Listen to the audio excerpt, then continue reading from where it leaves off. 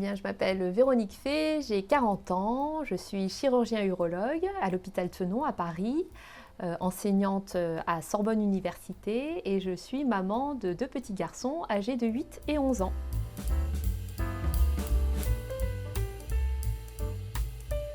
J'ai toujours eu envie d'être médecin, probablement en raison de mon histoire personnelle.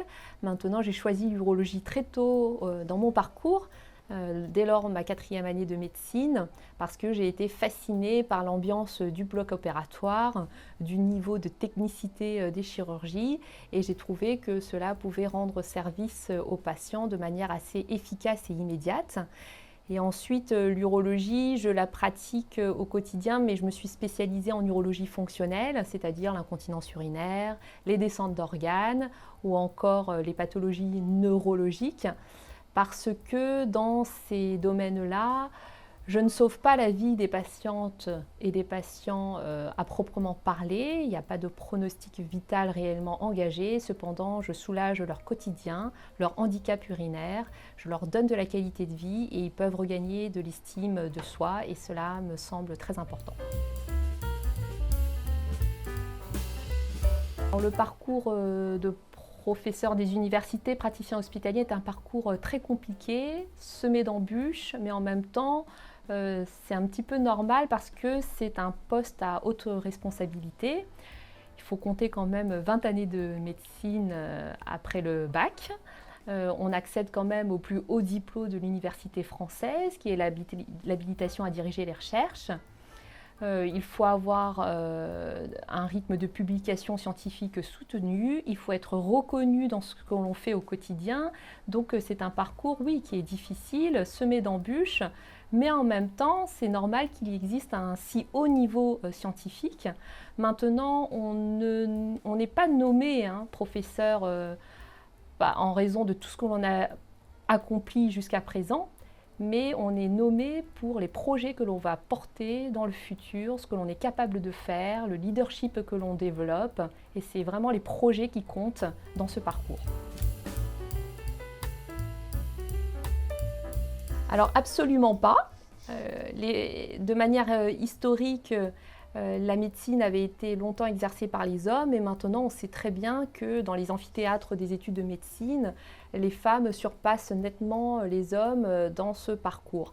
Maintenant, on s'est rendu compte tout de même que plus on montait dans les postes à responsabilité, plus le nombre de femmes diminuait parce qu'il existe de multiples raisons. Ça peut être des raisons historiques, des raisons démographiques parce que la chirurgie a longtemps été pratiquée par les hommes. Et puis, il existe également un plafond de verre qui persiste avec beaucoup d'autocensure de la part des femmes qui font que dans les postes à responsabilité, il y a moins de femmes.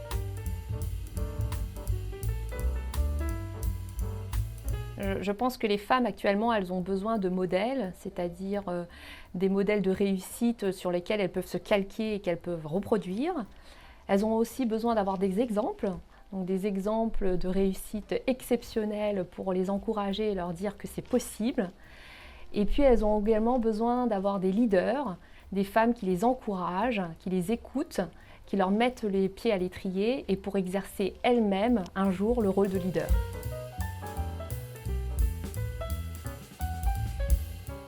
Honnêtement, je pense que je suis déjà un exemple en raison de mon histoire personnelle. Je ne suis pas née en France, j'ai effectué un peu une partie de mon parcours donc en Asie du Sud-Est. Et puis nous sommes arrivés en France quand j'ai eu 3 ans. Donc oui, c'est une success story qui fait que c'est un exemple de détermination, de volonté, d'envie de réussir et d'intégration sociale au final. Ensuite, je suis aussi un modèle au quotidien parce que oui, je travaille beaucoup. J'ai des principes en chirurgie, j'aime bien que l'on recopie mes chirurgies et qu'on améliore également ma technique. Donc oui, au quotidien, je sers aussi de modèle de travail en chirurgie. Et puis ensuite, est-ce que je suis un leader? Je pense que je suis plutôt un leader en devenir, où je travaille au quotidien ces principales qualités pour pouvoir m'entourer un maximum de gens autour de moi pour pouvoir renforcer mon équipe et aussi diffuser et partager notre savoir-faire. Alors pour moi, le leadership, ce n'est pas une compétence technique, c'est un ensemble de qualités où on va devoir fédérer, innover, écouter, entraîner, rassembler. Ça fait partie des qualités, je dirais, très difficiles à développer. Ce n'est pas inné, ça fait appel à l'empathie, à l'écoute, à la bienveillance, mais également à l'intelligence collective et émotionnelle. Donc c'est quelque chose qui s'apprend au quotidien, à partir du moment où on entre dans le bureau à 7h30 du matin et jusqu'au moment où on s'en va. La diversité, c'est pour ça que j'ai choisi cette carrière hospitalo-universitaire, parce que bien entendu le soin est au centre de mon métier. Donc je m'occupe des patients au quotidien, au bloc opératoire, et ça, j'adore ça. Cependant, je n'envisage pas ma semaine sans avoir des moments dédiés à l'enseignement, à partager mon savoir-faire, à le diffuser également. Et je ne visage pas non plus mon quotidien sans avoir un haut niveau scientifique en termes de recherche, en termes de publication et de communication de ces travaux.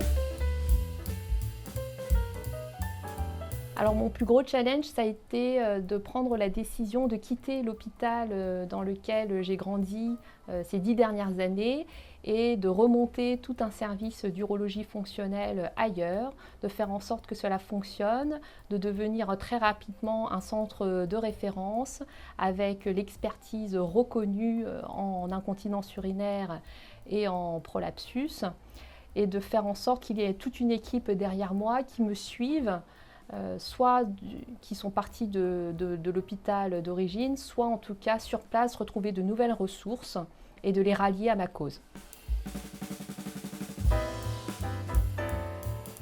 Donc j'espère que j'aurai d'autres réalisations dans le futur. Cependant, jusqu'à présent, avoir été la première femme nommée professeure des universités en urologie, c'est déjà fantastique, non pas pour l'ego personnel, un peu quand même, vous le savez bien, mais surtout pour montrer aux autres femmes que c'est possible, que le parcours il n'est pas genré, et c'est la porte ouverte en tout cas à toutes les autres femmes qui ont envie de s'engager dans ce genre de carrière. Ensuite, il y a la reconnaissance par mes pairs au niveau national. C'est vrai que j'occupe un poste à responsabilité scientifique au sein de l'Association française d'urologie, puisque je m'occupe du comité de neurourologie de l'Association française d'urologie. Et puis, tous les projets qui ont été réalisés jusqu'à présent et le leadership exercé a pu être reconnu sur le plan international et notamment européen, puisqu'il m'a été attribué le prix du Cristal Matula, décerné par l'Association européenne d'urologie l'année dernière, en 2021, qui récompense donc tout le travail, toute la reconnaissance nationale et internationale, le leadership passé et le leadership à venir également.